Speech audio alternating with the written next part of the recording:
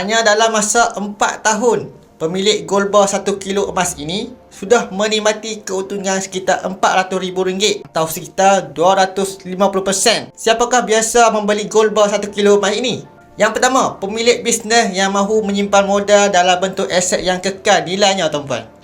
Yang kedua, pelabur yang merancang keuntungan dalam tempoh 2 tahun ke atas. Yang ketiga, individu berpendapatan tinggi melebihi RM40,000 sebulan tetapi masih belum memiliki harta dalam bentuk emas. Yang keempat, mereka yang ada simpanan tunai lebih 9% iaitu RM500,000 di dalam bank yang tidak akan digunakan dalam masa terdekat. Dengan public gold, urusan jual beli emas ini adalah mudah dan tulus dan patuh syariah, tuan-puan.